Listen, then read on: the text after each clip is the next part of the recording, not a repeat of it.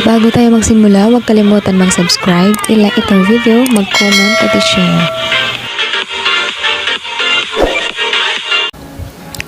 Okay, so what happens next after passing the October 2022 LAT exam? So, after passing the exam, two important things must be completed by the successful passers, which is the oath-taking and the PRC ID. So, dalawang bagay na dapat nating i-kompleto guys. Una is yung oath-taking natin at saka yung PRC ID. So, dapat po dapat po mag-oath taking po tayo kasi po compulsory po yun. Hindi po yun pwede na hindi ka mag-oath taking. Pag hindi ka nakapag-oath taking, so hindi ka po makakakuha ng PRC ID. So dapat i-complete po natin ito guys. Yung una is yung pag-oath natin, yung oath taking natin, at saka yung next is yung mag-process na tayo ng PRC ID natin. So the successful LAT passer will have to log in to their LARIS account at https online.prc.gov.ph. So make sure to remember your LARIS account and password the same way you did during the application period. Now, if you forget your password, you can click Forgot Password located below the sign in button and enter your email address to receive an email that your password has been reset.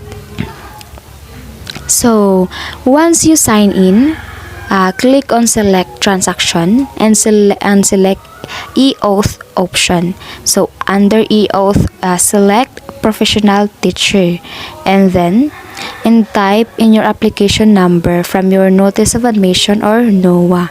Then, click Proceed. So, the system will automatically give you the earliest date set for oath taking, and you will select your preferred schedule.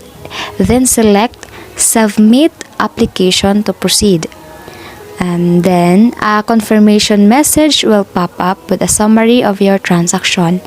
Make sure to print your oath form, document, or the panunumpa ng profesyon under the existing transaction tab.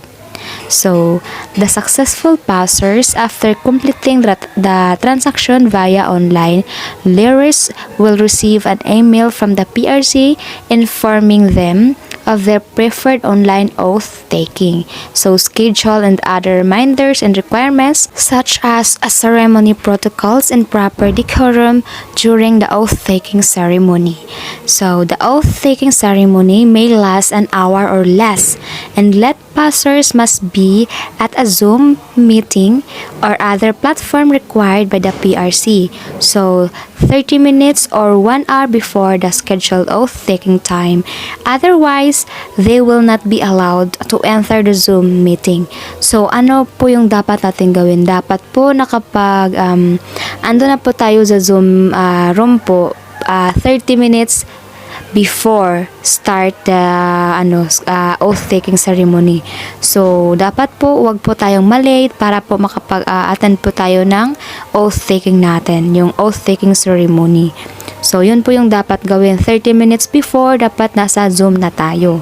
Ayan. So, the virtual waiting room will be opened at 8 a.m. So, 8 a.m. mag-o-open na po yung room natin sa Zoom. So, and the host or administrator will start to admit participants into the conference room or meeting.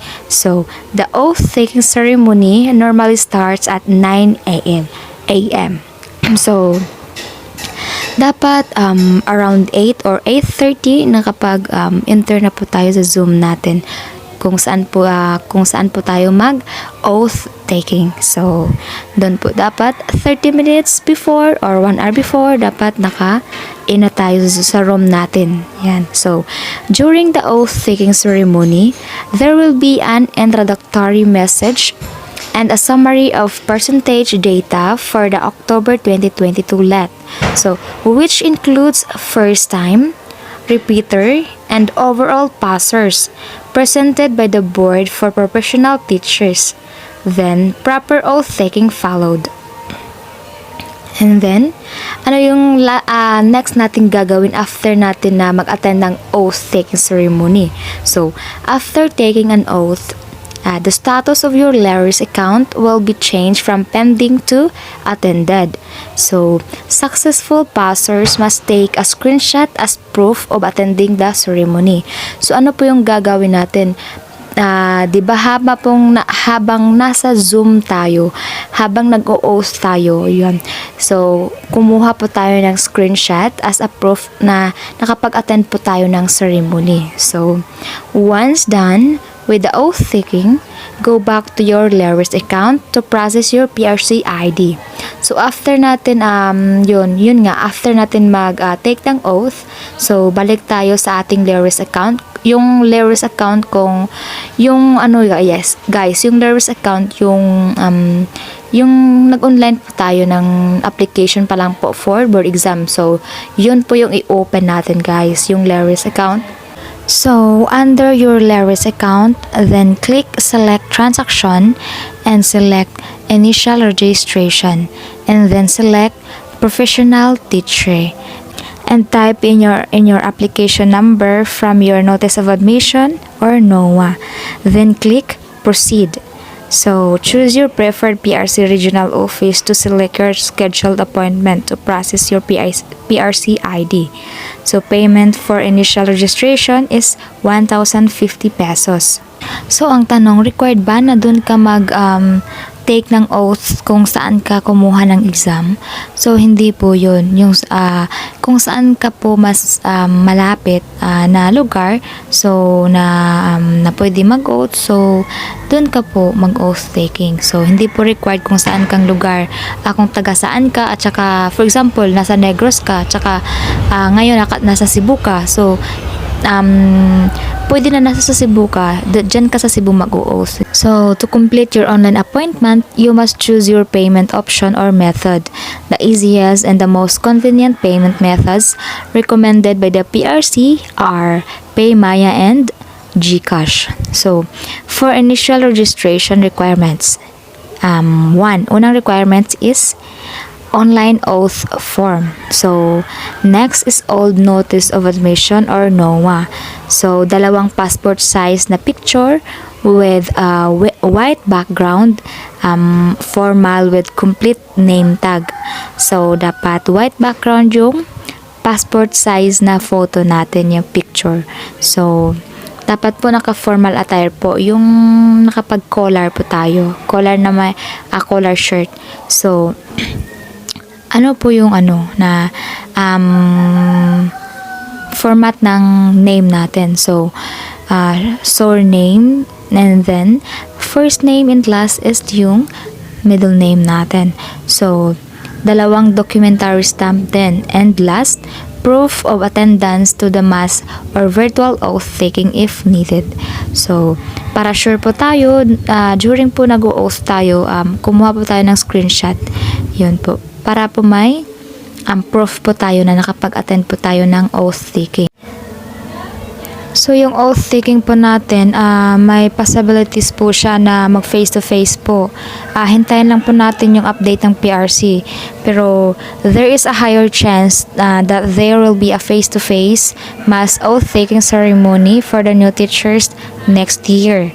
So, this is because other professions are now switching to face-to-face oath taking ceremonies. So, ayan. So, hintayin lang po natin yung update ng PRC kung mag-virtual po ba or mag face-to-face na po yung pag-oath taking.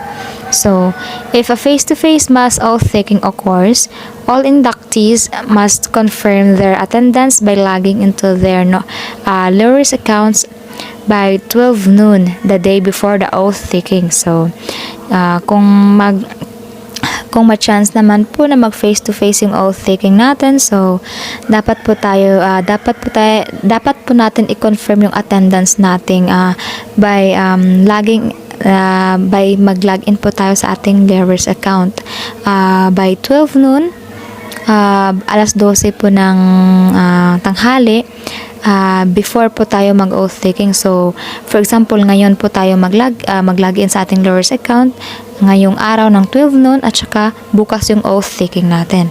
So, as part of the health and safety protocol, inductees shall bring any of the following on the day of the oath taking.